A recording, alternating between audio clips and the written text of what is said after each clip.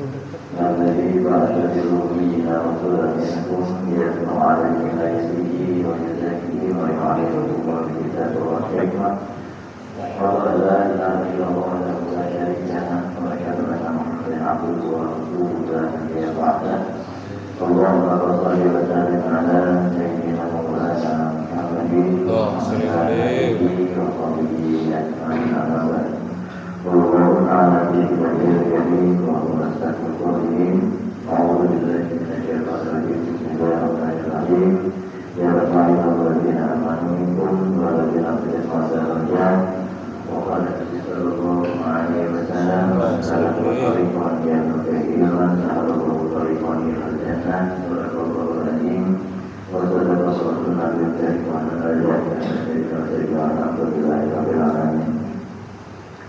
Sekarang harus masuk yang hormati, sahabat yang hormati, saudara yang hormati, dan sekarang jemaah dari hari ini yang saya hormati, terutama saya hormati.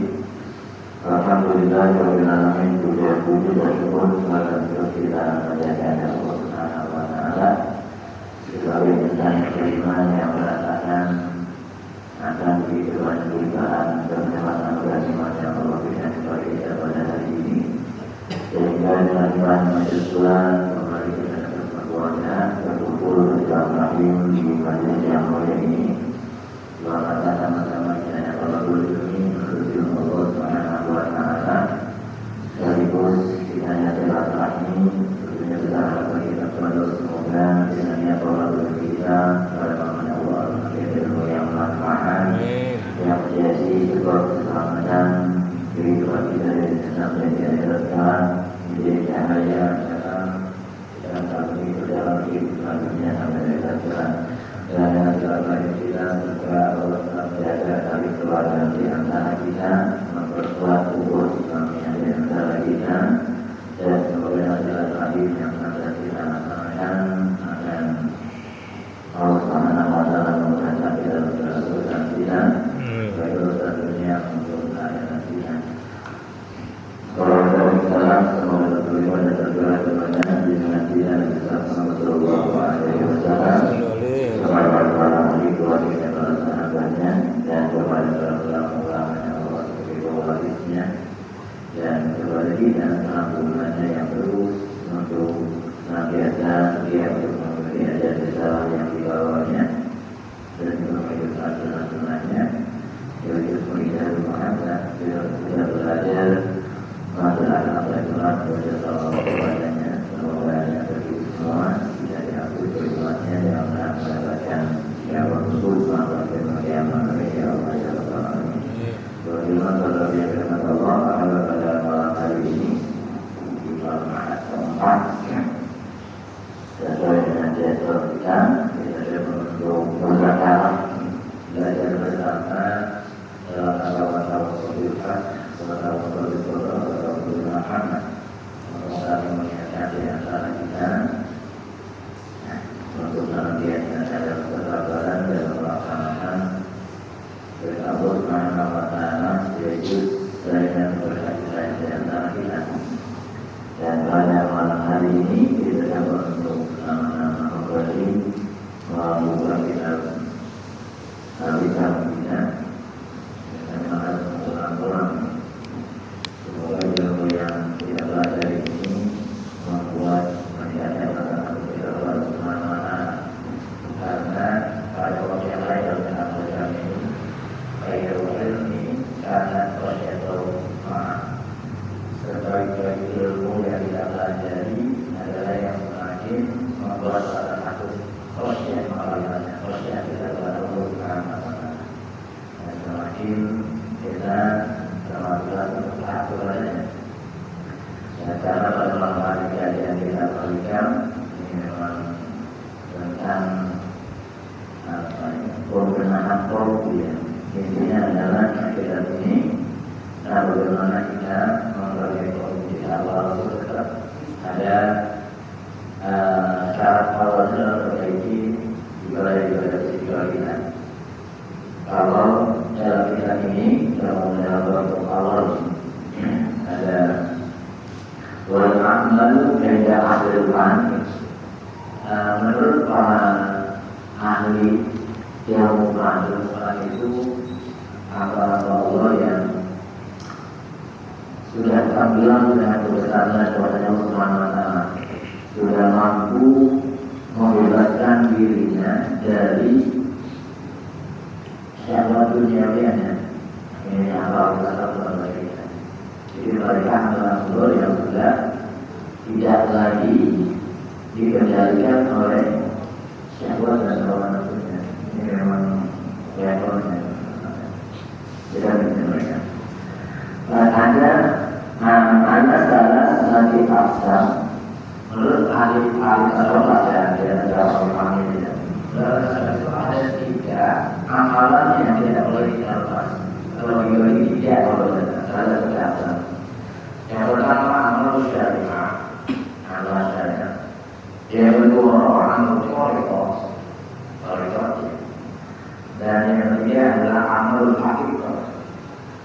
Dalam kita ini keterangan ini tidak disebut makrifat, karena 3 ini nanti yang akan mengantarkan orang kepada makrifat. Karena makrifat tidak bisa dibahas. Makrifat bukan dalam cara edukasi keilmuan, tetapi dalam bahasa. Karena Allah sendiri nanti akan mengajarkan itu. Jadi setiap kita rasa kepala beda. Misalkan beginilah kalau contohnya. Setiap kita pasti berbeda. Rasa merasa diawasinya beda. Ya. Ada yang merasa terus diawasi oleh Allah, ada yang terkadang iya biasa, kadang merasa diawasi, terkadang masih lop-lap gitu. Mungkin kita deh itu. Nah ini susah, yang tahu cuma iya kita saja yang merasakan itu. Tapi para ulama itu membimbing kita tentang itu. Nah untuk sampai ke arah itu, yang perlu dipelajari berarti ilmu syariat. Ilmu syariat atau dalam bahasa yang umum ini amalul Islam namanya. Jadi Islam itu kan syariat, ya terangkum dalam hukum Islam lah. Berarti itu apa? Islam amalul Islam. Yang kedua tadi kalau itu amalul iman. Kaitannya dengan tariqah perjalanan spiritualitas. Nanti amalul Islam ini yang memang amal inti daripada 2 ajaran tadi, berislam, beriman, dan buahnya adalah ihsan. Maksud ihsan itu luar biasa. Ya, jadi ada bahasa. Yang pertama itu jadi amal syariat. Jadi kita pelajari ini bagaimana kita menyempurnakan dulu tentang ilmu syariat ini. Ilmu syariat itu berarti boleh berkaitan dengan ibadah kita kepada Allah. Kalau dibagi ilmunya berarti ilmu fikih ini. Berarti pembersihan dulu, pembersihan ya boleh tidak dulu. Karena tidak akan bisa bersih batin kita kalau tidak diawali dari bersihnya badan kita. Kalau dari edukasinya begitu.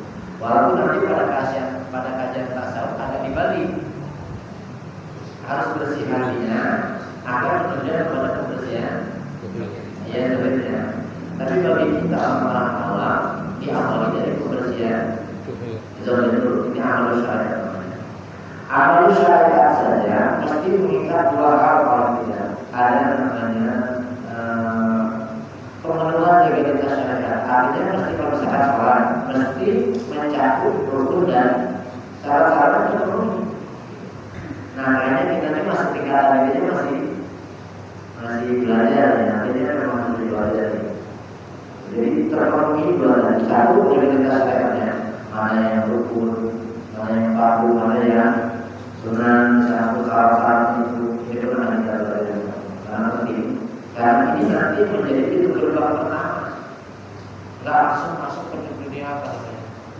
Ke hakikat, hakikat itu bahasa Indonesia apa sih? Pada hakikatnya, kadang aku bisa ngomong ini. Bahasa Indonesia itu apa? Kan kita kadang-kadang bisa ngomong tapi nggak tahu maknanya apa ya? Sebenarnya. Iya. Jadi kalau sudah hakikat sebenarnya kayak gini di Fatihah itu iya karena buduwa iya karena sain ini syariat dan hakikat. Iya karena budu ini syariat, nasta'in hakikatnya kita ibadah nanti pertolongan hakikatnya Allah Subhanahu wa taala. Nanti kita Kalau di bahasa agama makosid atas hikmah dibalik syariat itu sendiri, sehingga nanti kita paham, oh hakikatnya sholat ini seperti ini. Misalnya begitu. Ya thariqat gitu. Yang kedua amal thariqat namanya. Amal thariqat ini beda-beda memang. Thariqat ini ada lewat zikir. Ini juga memang bagian daripada itu. Jadi mesti dipahami juga, enggak cuma satu itu aja maksudnya.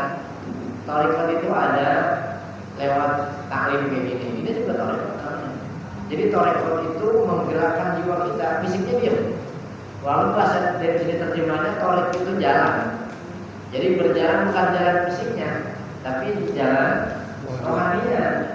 Kayak kita zikir misalkan, ketika sendiri kita zikir, ini sebenarnya lagi melakukan sebuah ibadah amal thariqat namanya. Badannya diam silang tapi jiwanya yang katakanlah jiwanya yang berjalan menuju mana? Itu sampai muskilatul zikr nanti. Muskilatul zikr itu naik, kalau bahasa kamunya mi'raj. Maka ketika zikir misalkan mesti sampai kepada mi'raj, naik ke tangga berikutnya spiritual kita. Nah, kalau dalam dunia tasawuf itu diberikan tuntunan karena kaitannya dengan jiwa ini kan nempelnya awal sama nafsu dan musuh kita lawan nafsu kita. Maka ada 7 tingkatannya itu. Ada amarah, lawamah, apa lagi? Mul apa? Ilham, jadi mutmainah, terus radiyah, mardiyah, hamilah. Nah, zikir sesungguhnya meningkatkan ini. Orang yang nafsu amarah itu bukan orang yang sering marah-marah, bukan itu maknanya. Kaitannya dengan perut. Memang kalau nafsu amarah itu di perut adanya. Kaitannya dengan makan. Artinya apa? Orang yang masih pada tingkatan nafsu amarah, berarti mereka orang-orang yang sibuk cari dunia dikejar tapi lupa dengan akhirat. Ini masih tingkatan itu. Mengejar urusan perut aja. Maka keluarnya warna hitam dari perut itu. Warna kalau diwarnai mungkin kalau mata kita lihat itu hitam. Nah, kalau orang cuma mikir urusan perut aja urusan dunia, berarti belum menjadi sempurna. Katakanlah bentuk alam. Naikin level ini terus, jangan sampai stuck di situ karena ini kondisi zona tidak aman kalau dengan marah. Dari marah-marah itu bagian daripada hawa nafsu. Nah, naik nanti yang menaikkan bukan kita, dengan kita intens zikir misalkan, atau kita menuntut ilmu dari thariqatnya dengan ilmu misalkan semakin paham. Naik nih. Oh, berarti kan kita paham. Oh, berarti hidup ini bukan cuma dengan urusan dunia, ada urusan ada satu lain urusan akhirat. Kita kan jadi paham nih. Nah, naiklah nambah sedikit. Allah yang akan menaikkan bukan kita. Tugas kita cuma belajar atau zikir terus saja. Nanti Allah yang akan menaikkan ke tangga itu. Nah, tangga kedua, lawamah. Lawamah ini transisi kalau bahasa saya. Ya, kadang rajin, kalau kita rajin banget. Kalau lagi malas banget. Ya malas banget. Kayaknya kita di sini deh masih begini. Masih angin-anginan ya. Ini kalau di warna kuning warnanya. Warnanya kuning. Biasa di mata keluarnya. Kalau secara sosialnya ini biar paham nih. Sosialnya kalau orang tingkatan di nafsu lawam itu gampang hidupnya sebenarnya. Hidupnya selalu pengen dihormati. Itu masih berada tingkatan lawam. Iya, masih lawam. Pengennya dihormati. Misalkan ini nggak ada kata. Misalkan dia PRT lah jabatannya, nggak disebut itu marah nih. Nggak disebut ustaz marah. Udah berangkat haji nggak disebut itu marah nih. Nah, ini berarti masih di tingkatan lama belum bisa melihat warnanya kuning. Jadi warna kuning itu sebenarnya kalau bisa mengendalinya baik, jadi kekuatan kan. Simbolnya kayak jatuh. Tapi bisa juga simbol kematian. Nah, nanti terus intensif aja istiqomah itu. Entah lewat zikir-zikir kita, dalam masalah kita atau zikir yang biasa kita baca atau dengan peningkatan ilmu tadi. Nah, kalau dengan ilmu ini kan kita tahu, oh berarti kalau misalkan nggak mikir orang lain ya.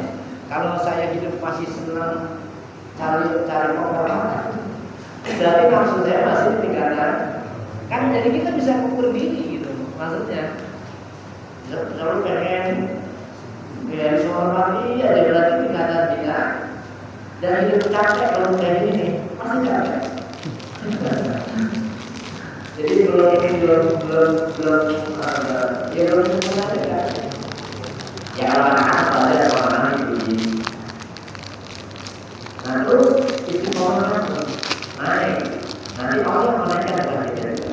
Nanti kalau kita di rumah nanti Allah mulai menaikkan itu. Ada keimanan kita, keimanan itu. Naik ke pulau kalau itu sudah terima. Kalau masalah ilham itu sudah pikir nih, sudah bisa mana kalau saya melakukan ini hasilnya apa? Apa yang saya dapat itu untungnya apa?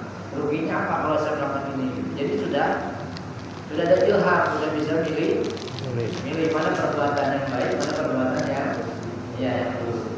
Kan ini bukan cuma dengan kaitan keuntungan dunia, karena kaitannya dengan rohani. Kaitannya tasawuf itu kan penataan kaum berbuatan jiwa.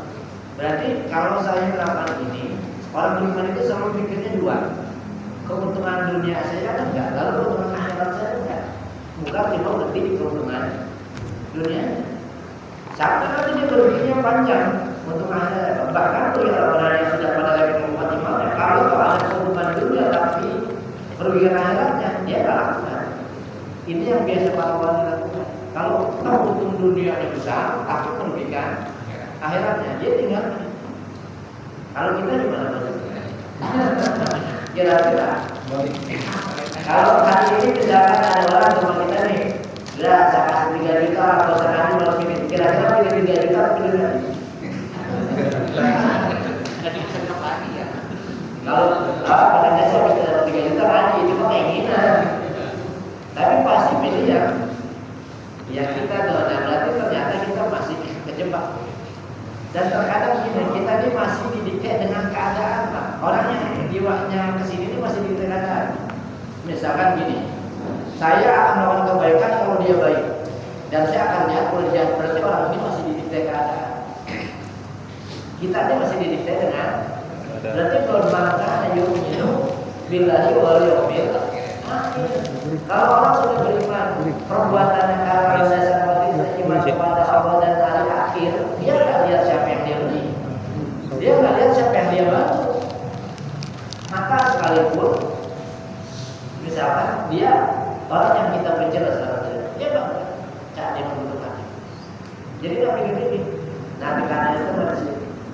Jadi kalau bersama sudah mulai bagus nih, karena sudah mulai ada ilmu. Ini pentingnya kita ngaji, bahwa sudah tahu mana yang baik, mana yang. Dan puncak ilmu itu Al-Quran. Apa itu Al-Quran? Al-Quran itu artinya beda. Berbeda antara yang baik dan yang. Maka para sekolah surat Al-Qamar ayat 45. 2 perintah syariat, 2 kombinasi resep yang bisa menjaga jernihnya pikiran kita dan kalbu kita. 2 syariat tidak jadi korban. Utuma ujian kita juga kita. Wa aqimis shalah inna sholata tanha 'anil fahsya'i wal munkar wa la dzikrullahi akbar wallahu ya'lamu ma tas'alun. Terang berapa ini buat dia. 2 kombinasi syariat ini. Pertama kutlu ma'u iya juga yang berbeda. Perintah bacalah apa yang diwahyukan kepadamu berupa kitab. Maksudnya punya ada domain apa? Kitabnya Rasul.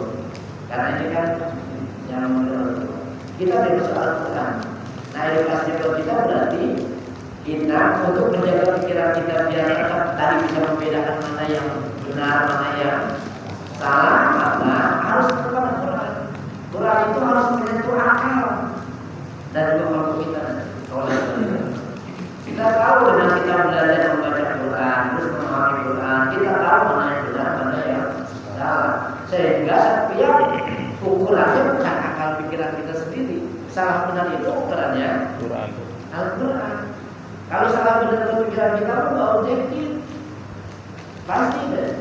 Kalau orang yang baca kita pasti walaupun salah pasti kita anggap kadang-kadang benar. Tapi kalau orang yang kita benci, walaupun dia benar kadang kita anggap Salah. Itu nggak objektif, itu benar-benar. Tapi kalau menurut Quran, al-haq ya, batil ya, batil, haram ya haram, halal ya, halal itu jelas.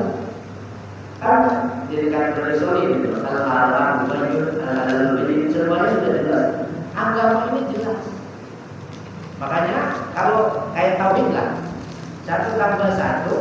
pasti jawabannya. Dia itu benar-benar absolut namanya. Mau TK kek, mau SD, mau sampai SMA, dosen, rektor sekalipun pasti jawabnya 2. Dan nggak mesti jawabnya 3. Pemusuh sekalipun kalau ditanya tetap jawabnya 2. Makanya ada bahasa akhlak Allah itu tidak terpengaruh sekalipun yang membaca bagi penzina, bagi pencuri itu ada pengaruh, artinya pengaruh kebaikan itu tetap ada pada kebaikan, keburukan tetap pada keburukan. Nah, pada perkataan ulama ini hasil edukasi, hasil kita belajar ini lagi. Satu berarti baca Quran. Coba di surat ini biar lebih paham nih. Di surat Az-Zumar ayat Quran itu udah dilihat. Az-Zumar orang tidak ada perkataan terbaik kecuali kalau dan orang yang belajar Quran intinya pasti apa? Kulitnya itu sampai mata. Coba ada orang sedang apa? Ya ada Zumar. Dia Zumar ayat 23 23.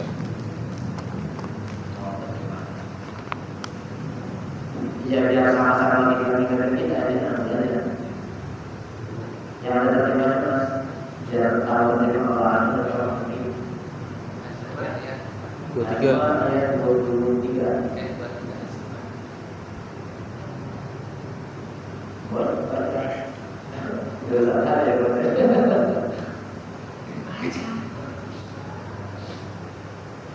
Dengar ayat ini begini juga.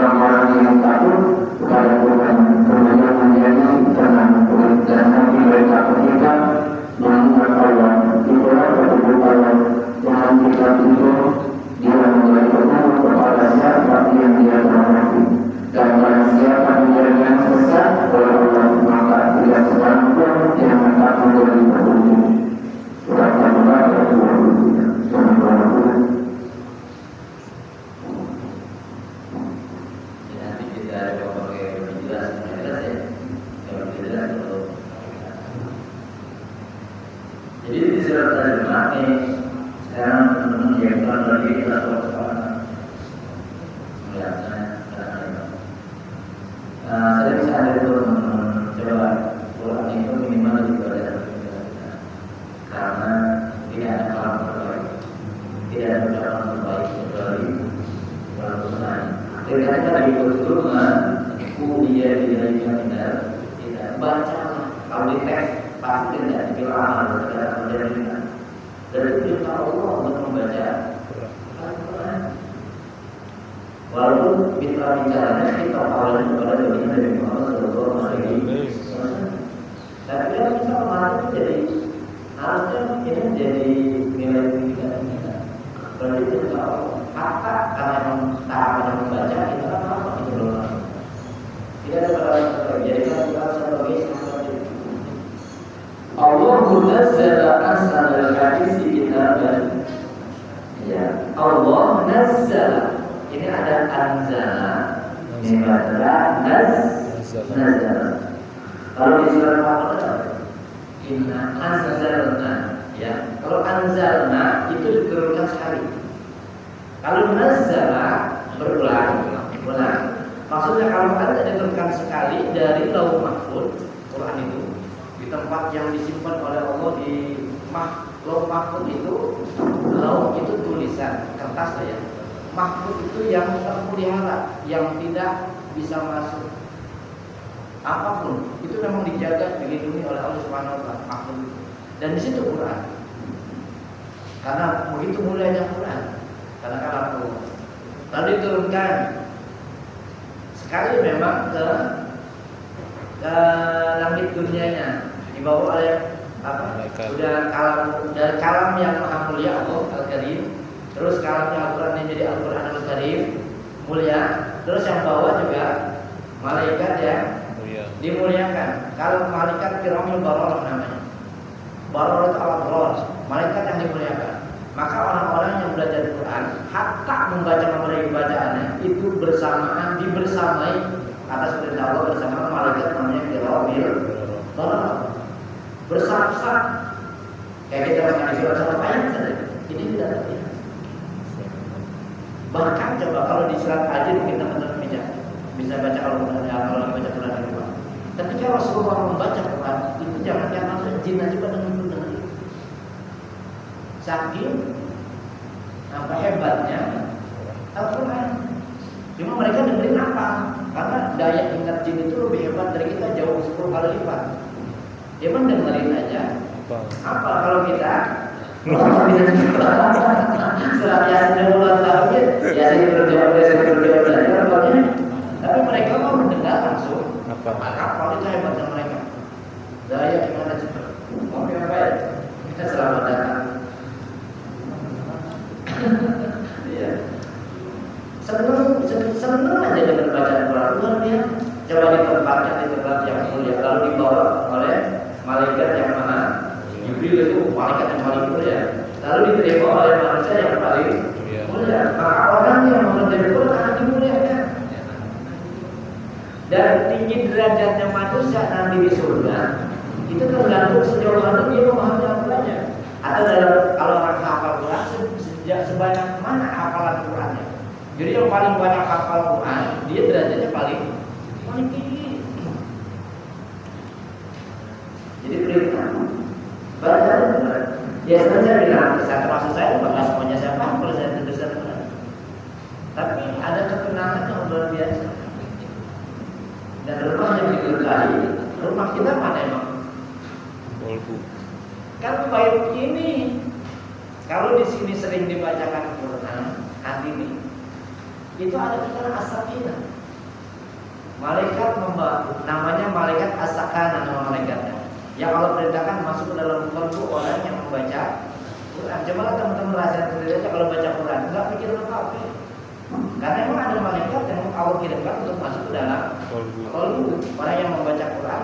Terus apa bawa apa as-sakanah mana dari terjemahan as-sakinah membawa ke ketenangan. Nah setelah ketenangan dari sini baru dapat ilmu. Jadi Al-Quran tadi. Cuma memang pesan saya teman-teman kalau baca Quran sambil membaca juga kalau bisa ada terjemahannya. Jadi kalau misalkan ada ayat yang penasaran, biasanya kalau mau dapat petunjuk, kalau nggak suratnya itu kok susah banget seolah-olah kita berhasil kita baca, terpelpel lagi. Itu yang membuat penasaran biasanya itu kaitannya dengan persoalan yang kita hadapi. Jadi Quran itu kita jadikan sebagai sarana budaya petunjuk. Mohon petunjuk Allah ketika kita punya masalah. Jangan pegadian dulu. Atau jangan pakai apa pada pakai status dulu. Quran dulu ya Allah saya punya masalah. Buka sebuka-bukanya. Jangan pilih-pilih. Sebuka-bukanya. Ya caranya gitu. Ya dalam kondisi punya wudhu ya. Syukur-syukur sholat aja dulu. Ada sholat dulu. Terus mohon petunjuk ya Allah, mohon petunjukmu melalui Al-Quran ini semuanya. Biasanya ayat yang kita baca itu persis dengan pengalaman yang kita alami dan di situ ada solusinya. Di situ ada jalan keluar. Coba selama kita kalau punya masalah lagi, mesti mikirin ya. Mohon petunjuk. Kita dikasih kitab yang tidak ada masalah hidup yang tidak sesuai dengan Al-Quran. Sebenarnya karena Al-Quran itu solusi. Nah, terus kalau orang yang menuntut hidup gimana sih? Kalau orang keder dapat petunjuk kan jadi nggak keder. Nah, satu itu perintah dan Allah sudah memberikan disebut sebuah ujian di dalam kita. Bahkan ini kalau mungkin kalau di kita umum nih mau sholat baca Quran dulu kan. Rasa sholat kita lebih beda karena nanti kata dua Udruma ubilan orang kita buat akimi sholat. Jadi perintah baca Quran dulu baru perintah sholat. Coba misalkan kita lagi waktu yang nggak sibuk lah, kayak maghrib ke isya misalkan. Jadi kita nggak ada kegiatan apa, nggak ada yang taklim lah. Gue baca Quran dulu. Begitu sholat isya kita rasakan beda. Ketika kita udah dalam baca Quran. Kalau di Mekah di Madinah semasa Jumat, di kita pun Jumat banyak. Kalau apa nunggu Jumat itu, ya nunggu Jumat pada baca Quran dulu. Emang rasanya beda. Rasa sholat kita beda. Ini perintah berarti baca Quran baru sholat. Kita kan konsep. Dua-duanya solusi menjadi sebab kita mendapat pertolongannya Allah. Dari Al-Quran nanti kita dibimbing dengan Al-Quran. Jadi pikiran kita dibimbing dengan Al-Quran. Kalau bahasa kerennya bahasa Nabi mana perilakunya berdasarkan wahyu, bukan berdasarkan hawa nafsu. Kalau kita udah benernya menurut hawa nafsu kita.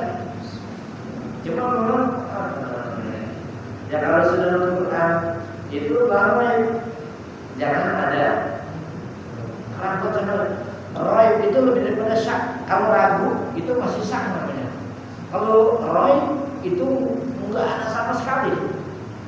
Yakinnya memang full. Ya awal Al-Quran benar, ya benar. Itu ya. Jadi perintah. Dua ini. Jadi dua kombinasi perintah nih yang akan menjaga kesucian jiwa kita, yang menjaga kesucian pikiran kita. Jadi kalau orang baca Quran itu pikiran tidak Allah. Keuntungannya beginilah. Kalau baca satu huruf berapa nilai pahalanya? Kalau kita itu pahala 10 kan ya. Kalau misalnya kita baca satu ayat saja Quran, itu berapa huruf kira-kira? Banyak kan? Katakanlah kita punya 100 pahala. Kadang-kadang kita ngobrol-ngobrol nih. Kadang-kadang ada juga pasar ngomongin orang 30 dosa kita, masih ada berapa pahala? 70. Masih punya 70 cadangan kita. Betapa untungnya orang yang baca Al-Quran. Kalau baca Quran banyak kampungnya. Kalau ngomongin orang tuh pasal terus pelajarannya beda. Terus kalau udah senang kalau nggak baca itu nggak betah. Maka doa sama Allah. Kita mudah-mudahan Allah mengabulkan hati kita kepada Al-Quran. Kalau udah cinta, ya kan begini, tanda cinta nih. Kalau mau dibilang tanda cinta, cinta kepada Allah, buktinya cinta kepada Al-Quran. Tandanya. Jadi kalau orang bilang cinta kepada Allah, pasti dia baca Quran. Itu bukti cinta kepada Allah. Kenapa? Karena Al-Quran surat cinta ilahi, surat cinta Allah kepada kita. Kayak kita dulu dapat surat dari pacar kita, betapa senangnya. Dulu mah belum ada WA, pakai surat. Sampai nulisnya juga diukir-ukir, main kertas yang wangi dulu. Bacanya bukanya juga pelan-pelan, diulang-ulang lagi. Disimpannya di tempat yang bagus, surat dari pacar. Padahal sudah dibaca, besok dibaca lagi, besok dibaca lagi. Itu begitu.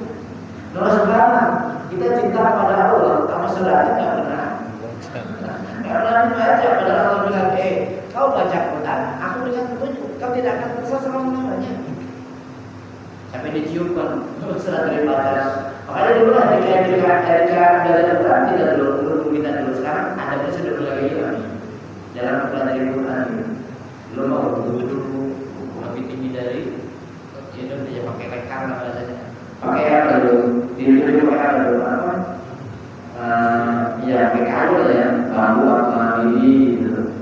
Itu langsung. Karena pasal ini menjaga kesucian. Pakai adat, makanya bahasanya beda. Karena kalau tinggalin adat, hilang kebenaran. Salah satu sebagian karena lupa adat. Karena lebih aman. Quran yang bagaimana? Itu lebih aman bisa kita batal dulu lagi aja nggak apa-apa karena kita bukan juga masih aman. Jadi perintah. Ya ayat yang dibaca di sana juga. Saya juga Allah munazzala asal hadis. Allah nazzala menurunkan. Karena emang nazzala itu turunnya terus. Karena ada turun ke Rasulullah berapa tahun? 23. Ya, kalau 23 tahun 22 tahun. 22 tahun. 22 ya. Sekitar jadi turunnya Quran itu sesuai dengan keadaan dan terjadi misalkan masalah di mana. Tapi ini mau diprotes nanti di Quran surat Al-Quran.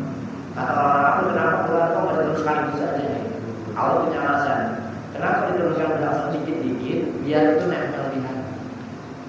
Lalu diamalkan. Makanya dulu sistemnya Rasulullah itu kalau baca Quran Al-Quran sama itu pada subuh biasanya dibaca, dipahami, terus diamalkan, baru ditambah lagi dibaca. Karena memang tidak ditulis karena orang kebiasaan orang Arab itu tidak ada budaya baca tulis mendengar. Ya, Pak. Makanya sampai sekarang tuh ilmu yang maju itu baru tulis, yang langsung. Nah, kalau dia tulis sudah didudukin setan. Ilmu yang maju itu yang langsung gitu. Makanya ilmu kadang-kadang ilmu dari guru kita itu yang ngobrol kalau yang kita nggak sadari bahwa kisah guru kita itu wahyu ilahi kalau dari kebetulan guru kita. Makanya sering dari kedekatan kita kepada guru kadang-kadang beda. Gitu. Orang yang sering ngobrol malam sama guru kan itu nggak pernah kadang-kadang ilham itu lewat guru kita. Lewat itu. Coba banyak yang jadi pesantren, orang biasanya sering ngobrol malam sama kayak gitu. Pulang jadi. Kalau yang tidur aja jadi umum. Ya, tidak menurunkan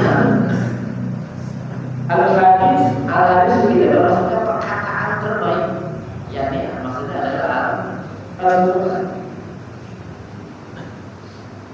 Sampai apa? Bergetar kulit mereka mendengar itu. Orang-orang yang punya khosyah memang kalimatnya khosyah, punya rasa takut kepada Allah Subhanahu. Sering saya bilang ini. Khauf, rasa takut sama. Khauf, rasa takut yang dihasilkan dari penglihatan fisik masa ini.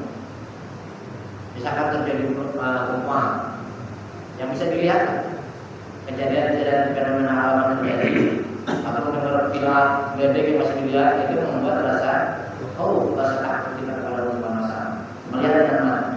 Tapi kalau khasyah ini yang tidak dilihat dengan basyir, tapi basyirah. Jadi kabar yang kita dapati dari kita ngaji yang bersumber informasi dari Al-Quran, misalkan cerita tentang siksa kubur, cerita tentang syirak, cerita tentang di padang mahsyar nanti, cerita surga dan neraka yang seperti apa. Nah ini melahirkan khosyah. Jadi kalau orang belajar Al-Quran nanti dia tingkatannya tidak cuma khauf tapi khosyah. Nah ini yang disebutkan Al-Quran dikatakan innama yakhsyallahu min ibadihil ulama. Cuma yang punya khosyah itu yang ulama maksudnya orang yang mempelajari Al-Quran. Karena Al-Quran memberikan informasi tentang peristiwa yang tidak bisa dikatakan. Kalau di surat Al-Baqarah itu kan ada orang kafir itu yu'minu bil ghaib, percaya kepada yang iya bukan ada jin setan begitu, bukan itu bukan ghaib, beda alamat juga. Yang ghaib asli itu masalah tentang azab kubur, siksa kubur, nanti di padang mahsyar, terus kawan syirak. Itu yang dimaksud tentang yang tentang surga neraka itu. Nah jadi beda itu korban kita. Merintih kalau dengan coba, mohon maaf ya. Kalau kita tahu kayak sedikit kita belajar mana, mungkin teman-teman bisa langsung sendiri. Setelah karena kita mana dalam pesan saja. Misalkan kayak gini. Kita dengar aja. Misalkan setelah dari imam kita baca Al-Qur'an itu udah ini. Ya Allah jangan sampai saat ini orang yang lupa sama Allah, lupa ibadah dari akhirat itu kan al-aku itu lupa. Lupa orang ketiga. Jadi kita tahu pesan surat yang dibaca nih. Kenapa saya lupa pada hal yang penting ini penting banget ini. Allah, ibadah, akhirat ini hal paling penting dalam hidup kita. Sampai lupa pada hal yang penting seperti ini. kasur. Ada kasur, ada wajah, ada pahan. Kenapa? Karena banyak keinginan dunia. Saking banyaknya keinginan dunia, ini menjadi salah saya bisa berubah yang penting tadi. Makanya kan motivasi kita biar semangat ibadah dua saja. Yuk minum bila, boleh minum. Itu perempuan sudah berani. Kalau dalam bahasa tasawuf, setiap bangunan itu ada fondasinya. Kayak rumah kan ada fondasinya. Dan fondasi agama pun ada fondasinya. Fondasi yang kuat dalam beragama memang nanti ma'rifat Allah. Jadi mengenal Allah. Untuk mengenal Allah jangan terdekat Quran. Kalau zikir mah nggak ngerti susah. Tapi Quran lebih cepat kita mengenal Allah Subhanahu wa taala. Contoh, ini sudah kan. Kalau tadi dibaca di Asma Sunnah lewat itu mengenal. Coba di ayat kursi. Allah itu siapa? Allah langsung mengenalkan dirinya kalau bahasa gitu. Allahu la ilaha illa huwal hayyul qayyum. Satu, la ta'khudhuhu sinatun wa la nawm. Lahu ma fis samawati wa fil ardh. Coba di ayat kursi kalau paham, wah luar biasa mengenalkan arti. Makanya orang yang baca ayat kursi paham ayat kursi. Tidak diberi aman oleh Allah Subhanahu wa taala. Di surah Al-Baqarah memang sekali. Tapi dipahami, kayak bisa jalan di alam ya. Baca ayat kursi 1000 bisa jalan di air, Allah tetap baca. Maksudnya bagi Allah akan memudahkan ketika kita mendapatkan sebuah jalan yang sulit. Kalau kita memahami, la ta'khudhuhu sinatun wa la nawm. Coba Allah mensifatkan zatnya bahwa dia nggak pernah tidur, ngantuk pun enggak. Iya. Betapa tenangnya kita punya Allah yang nggak pernah tidur. Maka kata Sayyidina Ali, aku bersyukur saja jadi hamba-Mu ya Allah, bersyukur banget. Aku punya Rabb, Tuhan Engkau ya Allah, bersyukur banget. Karena aku punya Rabb yang nggak pernah tidur, yang nggak tidur, ngantuk pun tidak punya backing yang luar biasa. Yang maha hidup, yang hidup selama-lamanya, yang tidak pernah binasa. Bahkan kekayaannya nggak pernah. Coba mau nggak tenang gimana? Allah menerangkan dalam ayat kursi atau dalam surat yang lain atau ayat pendek yang sering dibaca di Latul Quraish. Siapa Allah? Alladzi at'amahu min zu'. Dialah Allah zat yang masih kita makan, yang menyadarkan rasa lapar. Allah itu coba orang yang belajar dari Allah, mempelajari Al-Quran lebih cepat mengenal, karena Allah di Quran itu menyebutkan mengenalkan dirinya langsung, sifat-sifatnya seperti itu. Jadi bersih dalam lebih cepat mengenal Allah. Kalau yang Asmaul Husna lebih gampang, Allah sifatnya Rahman, Rahim, makanan kalau budaya begitu, nyebut Asmaul. Termasuk nanti ajaran Asma itu maknanya nama, sekaligus makna berikutnya adalah ajaran. Jadi bukan sebatas nama tapi juga ajaran. Jadi sampai nanti kemudian ketika mendengar ayat Quran, orang yang punya khusyuk, lalu dia melihat Allah, hatinya dan bahkan kulitnya menjadi tenang. Itu ayat hati dan kulitnya menjadi tenang. Hebat. Allah dengan betul kepada yang dikehendakinya, dan Allah juga mensadarkan hambanya yang dikehendaki Allah Subhanahu wa taala. Dari sini maksudnya kita tidak boleh menjudge orang lain, tidak itu milik Allah. Orang sesat juga kita juga memang Allah yang menghendaki. Saya malah kita memberikan peringatan kepada orang yang memang saudara Allah. Memang tugas kita sebenarnya. Dalam ayat lain kita menuntut hanya orang-orang yang menurut peringatan, yang merasa khusyuk, yang merasa takut kepada Allah, yang akan diberikan. Ini kan sebenarnya juga Allah berada di Muhammad surat Yasin. Innama tunzirul zikra wa khusyuk makanan yukai pada sirhu bimaqiratin wa ajri. Ayat berapa ini? Juga ada dan ada ini menghibur Nabi ya sudah kalau bahasa kita Muhammad yang kau ajari orang yang mengikuti kamu dan yang yang mengajarkan dia. Ini hanya walaupun Nabi tetap sedih mikirin umatnya tetap ada Rasulullah ya Allah bisa semuanya umat itu tidak ada yang sampai dicari. Makanya Rasulullah yang pertama kali meninggal di surga masuk ke surga, tapi nanti dia masuknya ya terakhir. Kalau umatnya sudah masuk semua, wala sampai sampai hanya begitu. Jadi satu dua kombinasi syahadat ini dia istiqomah baca Quran terus sholat. Karena Nabi tinggal sholat dan kenapa? Karena sholat itu menjaga kedekatan kita. Kalau Quran itu membimbing pikiran kita, kejernihan pikiran kita, jadi tahu mana yang benar, mana yang salah. Nah dengan sholat itu membimbing kalbu kita, pengakuan diri kita kepada Allah Subhanahu. Maka isi sholat itu kan doa, pujian, sanjungan, karunia Allah. Semuanya pasti. Nah makanya ketika sholat tadi amal syariat itu mesti dipahami. Kalau di atas ini kita tahu tujuan ini mata kita awal. Makanya tahu juga. Coba kalau sujud sama itu bacaannya tasbih ya.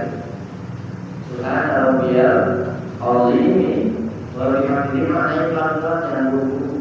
Terus dari situ itu bacanya tasbih karena memang sebagai ulama yang mengatakan inti sholat itu baru tahu masjid rukuk dan sujud ya. Kenapa? Karena situ sudah mentasbihkan Allah Subhanahu wa taala. Maksudnya mentasbihkan Allah itu tidak berburuk sangka kepada Allah. Allah tidak mungkin salah. Allah Maha Suci dari segala kesalahan. Apa yang ada pada diri kita yang pasti tidak akan salah. Walaupun menurut kita makanya Allah salah kirim dia gitu. Walaupun tidak salah kita, mungkin Allah salah. Allah suci dari segala kesalahan. Makanya disuruh berbuat sama. Makanya kan kalau berbeda cara juga, ini kan kalau Bismillah, pahami kebijakan kita. Berarti saya itu Allah Tuhan. Dan kalau dari itu ya apa itu dulu.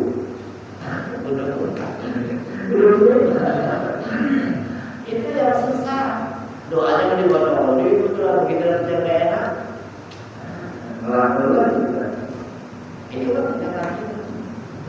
Dan wakil Islami.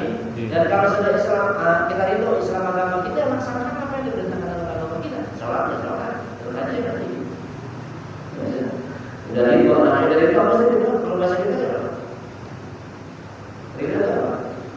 Ya ini kan sama saja. Ya Allah. Ya jadi pentingnya doa ya. Di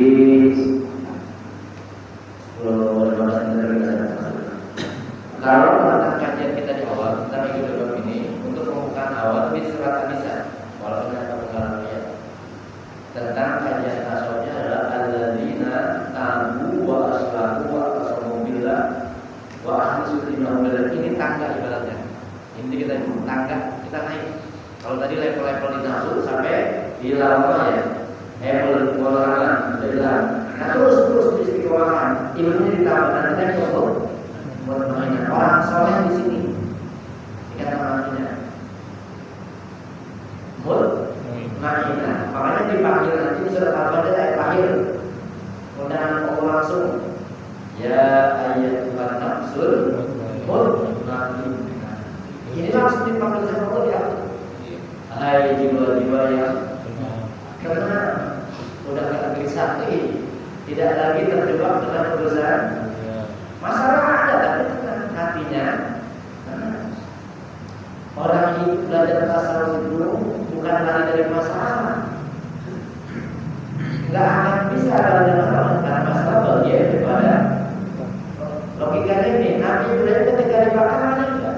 Enggak. Dia masalah saja kepada Allah. Kalau luar biasa. Doanya cuma pendek yang dibaca hasbunallah atau hasbiyallah wa ni'mal wakil. Cuma itu yang dibaca. Aku enggak mempan banyak. Kalau kita yang baca tidak kosong. Karena beda santara dengan itu beda. Cuma baca itu saja. Artinya apa? Pesannya begini. Orang yang belajar tasawuf tadi masalah tetap ada, seperti membakar dirinya tapi enggak. Tapi tidak Tidak harus. Dia tenang saja. Nanti Allah yang memadamkan. Oh, kalau ceritanya kan nggak sehari. Cerita dalam kasusnya dibahasnya 40 hari. Dibikin api deh. Per RT disuruh cari kayu waktu Firaun, bayangin aja. Apa namanya? Ya kan RT 1 hari ini bakar sampai sore. Nanti RT 2 cari kayu. Itu cuma 40 hari. Nggak sehari. Dibakar selesai. Udah 40 hari. Gimana kalau di kita ke per RT tiap hari ya sebagian buat bakar. Orang-orang udah bilang angus gitu. Ternyata begitu 40 hari bakar apa yang terjadi? Dingin.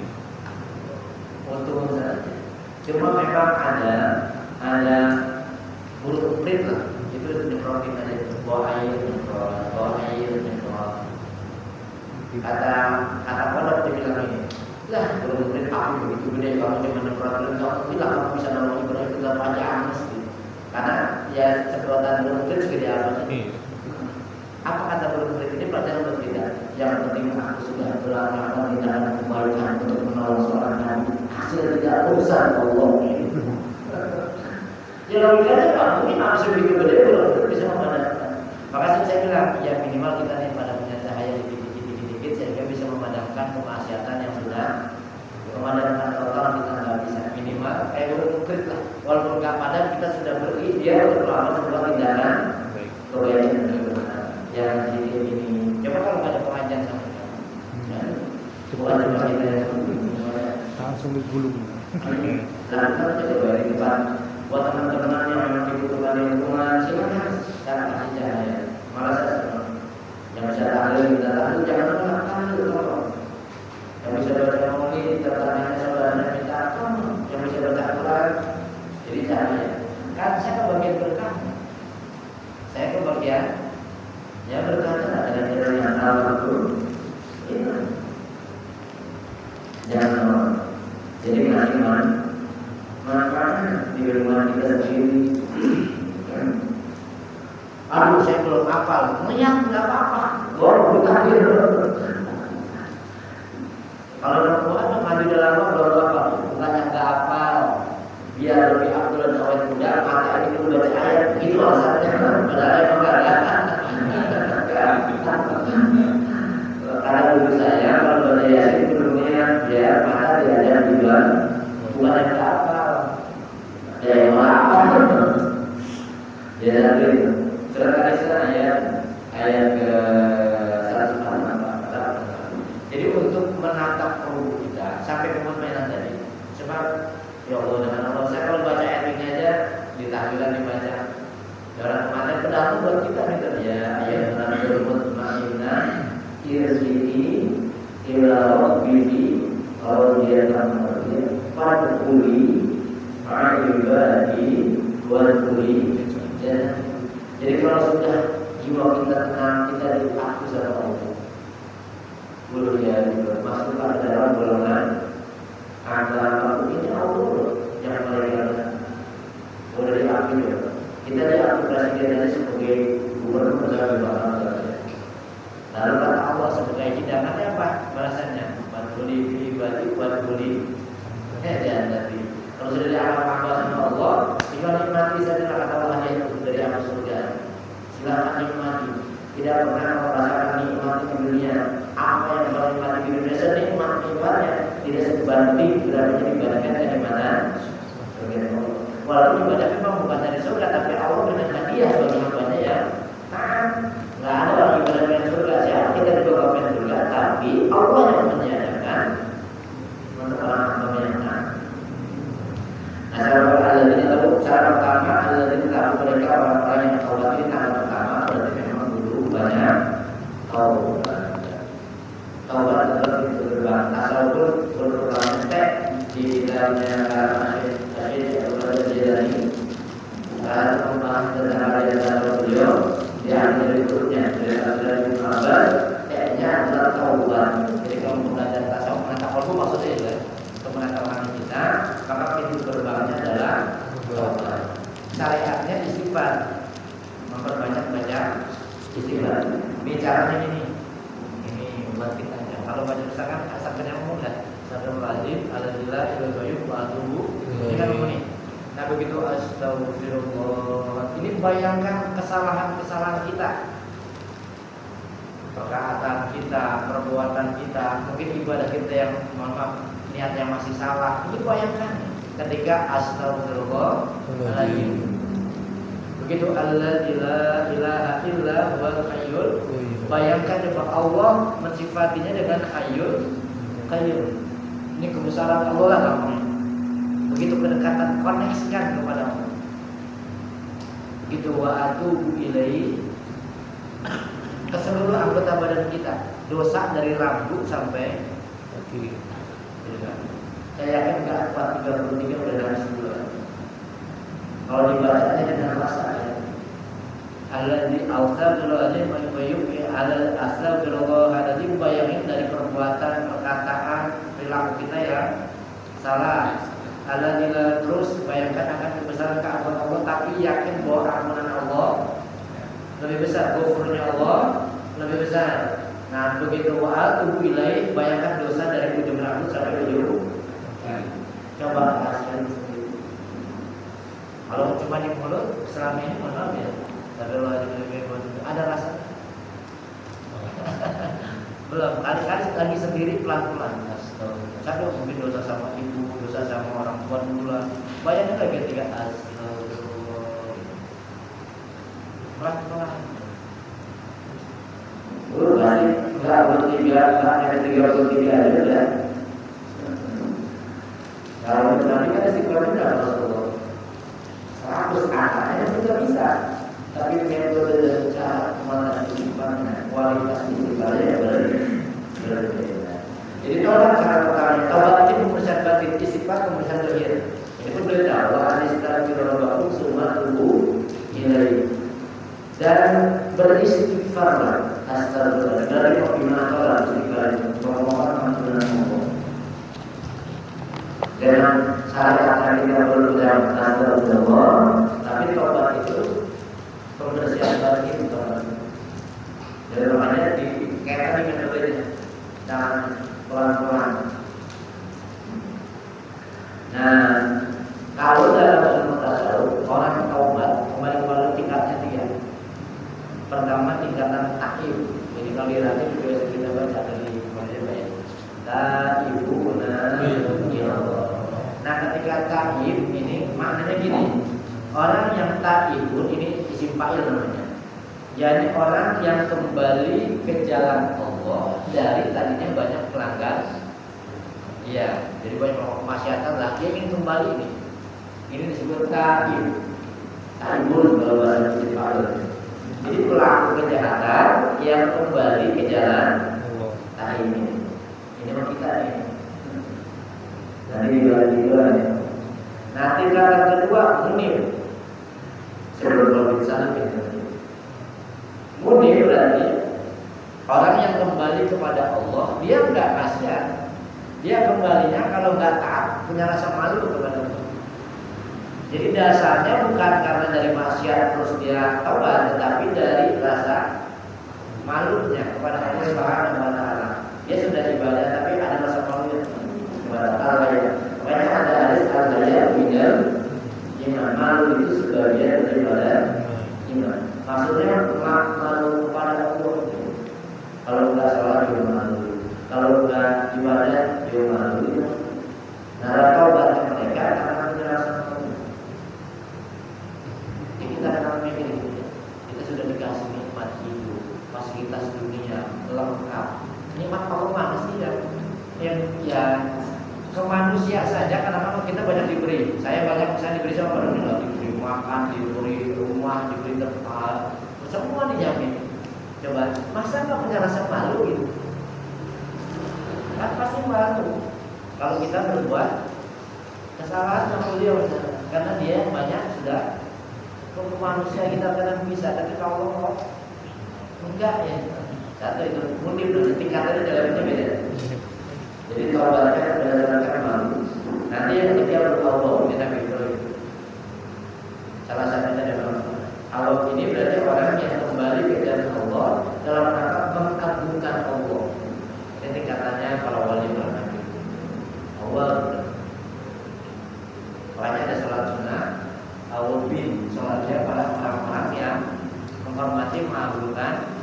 Allah. Kalau kita bersabar karena banyak dosa. Jadi tingkatan 3 itu dari ta'ib itu baik jalan pertama berarti kita mesti ta'ib. Ada kesadaran bahwa banyak kesalahan kita di masa lalu katakanlah sekarang usia-usia kita sudah menurun ke atas, pengen balik lalu juga kembali ke Allah. Jadi kan saja ya Allah perbuatan saya banyak ceritamu banyak kesalahan aku itu tahu namanya mengakui kesalahan dia. Nanti pada level berikutnya terus kalau itu jadi wajib karena ada sahabat. Makanya kan bagi orang-orang yang ahli sufi taubat itu mewajibkan diri dia mewajibkan diri karena ada beritanya ya ayyuhalladzina amanu tubu tubu itu kira-kira dari apa kita saya Allah kalau kita tahu mungkin jadi ya walaupun tidak wajib seperti pada mahu ya bagi orang-orang yang sudah ahli karena taubat itu wajib. Karena memang dia menyadari kita tidak kali kita tidak akan pernah lepas dari kesalahan. Orang cara kebaikan kita juga ada kesalahan yang kita lakukan. Kalau mau pikir habis gini, hari ini kita ngaji kebaikan ya. Meninggalkan anak istri di rumah keburukan juga. Mungkin sebenarnya ada anak kita pengen dia mau kemana. Aduh ayah dari pagi udah sore belum ketemu pengen tidur istri begitu udah bisa malah kemari coba. Ini kebaikan tapi satu sisi itu juga meninggalkan melakukan lima kesalahan.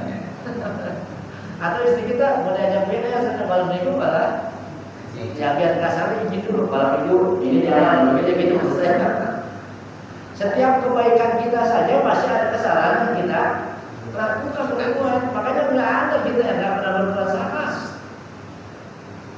Makanya kadang-kadang dulu etika di zaman Rasulullah. Makanya para sahabat itu kalau masuk di rumah, kalau sahabat nggak ada boleh ketok pintu. Kenapa? Karena tahu Rasulullah udah di luar milik umat sampai berjam-jam gitu, melayani umat. Mungkin waktu melayani umat kan kalau mungkin istrinya Rasulullah, ya Rasulullah minta maaf belanja akan dibaca sekarang karena menghormati. Kita mau dulu mesti begitu mestinya. Kalau masih memang milik umat begitu di rumah. Ya tapi beda bisa kalau lagi ya gitu. Jadi memposisikan sahabat itu luar biasa karena memang dari kalau sudah masuk ke bait Rasul itu milik keluarganya. Jadi biarkanlah sampai sahabat itu nunggu Rasulullah yang keluar. Kalau zaman sekarang udah kamu dari bekerja pakai di rumah kayak di dalam pulang nggak ada besar bekerja kalau yang lagi itu buat kita sekarang lebih jauh lebih gampang. Jadi bukan lebaran itu. Kalau lebaran itu dia semua lagi. Jadi yang pertama melayani kita. Terus kita ada kalau itu berarti mengingat kesalahan masa lalu kita. Terus jangan sampai mengulangi. Ini namanya tampil orang yang dari berbuat salah ingin berbuat baik. Maka nanti kita berarti Islam ada perbaikan. Ibadahnya semakin baik, sikapnya terus semakin baik, mudah-mudahan kita bisa berbuat ada yang tidak meninggalkan kebaikan yang meninggalkan keburukan. Jadi yang mengajar melalui banyaklah berbuat baik kepada sesama itu cara tercepat untuk meraih husnul khotimah. Jadi kalau saatnya kalau tidak beribadah kita masih jalan, aku tidak keluar. Kalau banyak berbuat baik kepada sesama, ini dikatakan semua. Itu mengantarkan kita mendapatkan baik husnul khotimah. Bahkan kalau dari cerita Nabi sekali ya, kalau menjadi perahukan saat yang berkemajuan ya, kalau sudah tua, usia sudah 90 tahun, istrinya mandul, nggak mungkin setelah ukurnya. Nah, tapi dia doa sambil berbuat baik itu mempercepat kelancaran. Jadi doa terus banyak berbuat, itu mempercepat kelancaran. Yang berikutnya kita akan belajar nanti kita awal yang mau kita diskusikan kembali dan akan santai dan insya Allah nanti mungkin saya juga memang sudah ada misalnya kita ada kajian ilmu yang begitu kami atau perbaikan ibadah mungkin nanti kita ada belajar ya yang akan kita lakukan.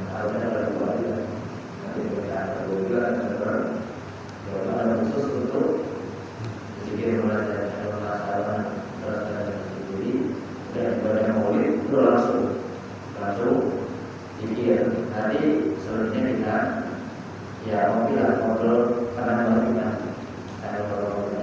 ya mungkin yang bisa kita bagi pada malam hari ini. Semoga di bulan ini sudah bulan Zulqa'dah, salah satu bulan yang dimuliakan oleh Allah Subhanahu wa taala, atau kita bulan Syakir. Maka ini termasuk Ashurul Hurumat, bulan-bulan yang dimuliakan oleh Allah Subhanahu wa taala. Setiap kebaikan kita tinggal di bulan Allah Subhanahu wa taala. Pesan Al-Qur'an di bulan-bulan yang dimuliakan oleh Allah, kita jadi mukminina jangan